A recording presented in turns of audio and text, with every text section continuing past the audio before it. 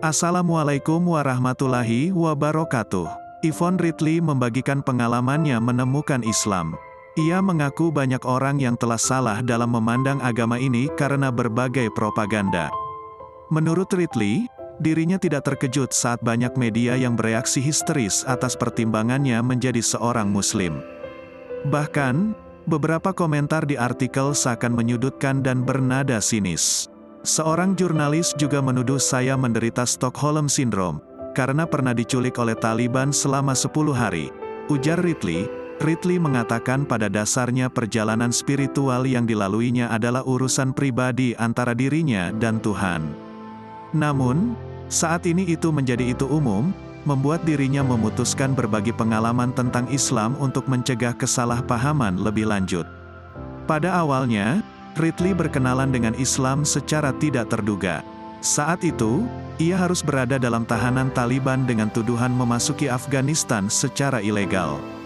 Suatu hari, selama penahanan tersebut, Ridley dikunjungi oleh seorang ulama yang bertanya kepadanya pendapat tentang Islam dan apakah ingin menjadi seorang Muslim. Saat itu, ia mengaku sangat ketakutan. Selama 5 hari saya berhasil menghindari topik agama di negara itu.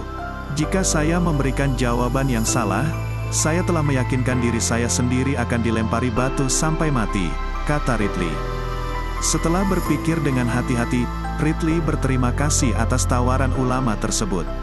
Ulama itu menurutnya tidak bersikap memaksa dan mengatakan sulit membuat keputusan karena dirinya sedang berada dalam tahanan.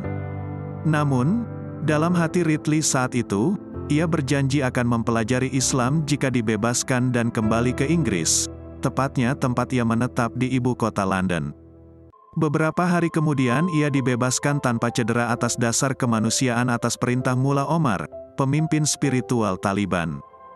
Para penculik menurut Ridley memperlakukan dirinya dengan sopan dan hormat. Sebagai gantinya, ia menetapi janji untuk mulai mempelajari Islam. Ini seharusnya seperti studi akademis. Tetapi ketika saya menjadi lebih asyik dengan setiap halaman, saya menjadi lebih terkesan dengan apa yang saya baca, kata Ridley. Ridley juga meminta nasihat dan saran dari beberapa akademisi Islam terkemuka, salah satunya Zaki Badawi. Ia juga diberi beberapa buku oleh Syekh Abu Hamzah Al-Masri yang ditemuinya setelah berbagi platform di debat Oxford Union. Ridley merasa beruntung telah mendapat dukungan dan pengertian dari saudara-saudari Muslim lainnya. Tidak satu pun dari mereka yang menurutnya telah memaksa ia menjadi seorang Muslim. Meski merasa tidak ada tekanan untuk menjadi Muslim, tekanan nyata untuk menjauh dari Islam datang dari beberapa teman dan jurnalis.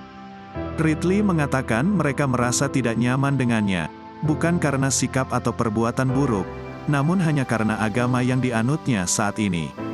Anda akan mengira saya telah membuat perjanjian dengan iblis atau ingin menjadi penyihir agung di Ku Klux Klan, ujar Ridley tentang pandangan orang-orang di sekitarnya.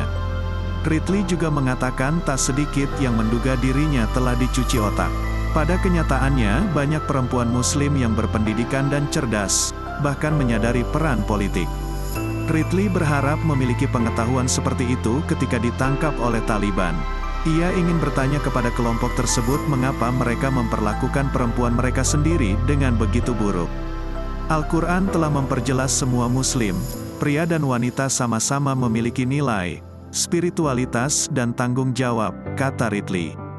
Semoga kisah di atas dapat menjadi bahan renungan dan menjadi pelajaran yang bermanfaat bagi kita semua. Wassalamualaikum warahmatullahi wabarakatuh.